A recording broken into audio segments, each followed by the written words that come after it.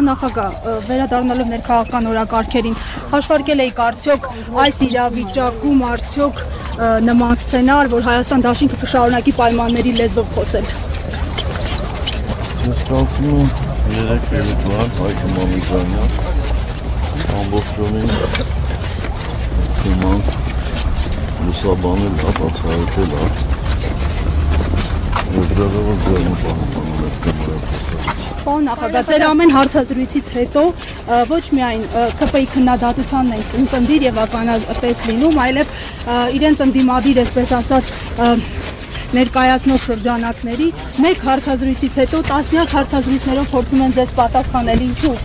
ինչու ձեզ, արդյոք այս ամենը քաղաքական մանիպուլյացիա է։ Ձեզ համար է դա լավ, թեմա է էլի, գրեք։ Բայց սա քաղաքական մանիպուլյացիա կարող է համարվել, պարոն Սարգսյան, ի սկզբանե դատապարտված չի այս գործընթացը, պարոն Սարգսյան։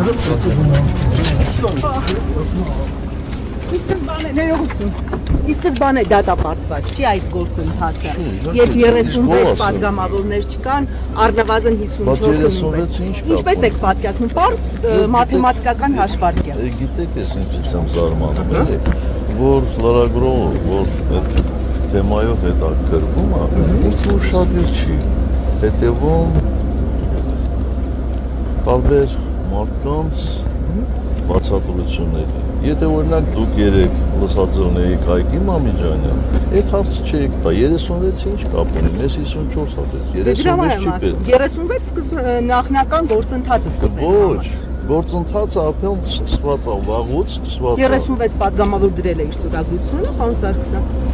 Լսեք, ես ձեզ ասում եմ, գնացեք թեման ուսումնասիրեք։ Ես ուսումնասիրել եմ, շատ լավ Չեք հավատացել։ ուսումնասիրել, որովհետև գործընթացը սկսվում է, երբ ազգային ժողովի մեկ պատգամավոր առաջադրում է վարչապետի տեխնացու։ Գործընթացը այդ ժամանակ է սկսում, 36-ը Բայց նիստերի դահլիճ բերելու համար 36 մարդու ստորագրություն է, պարոն նախագահ։ Մենք ասեցինք, որ նիստերի դահլիճ բերելու ենք, երբ ունենանք 54, 36-ը կապ չունի, բադ թիվ եք ասում 36-ը։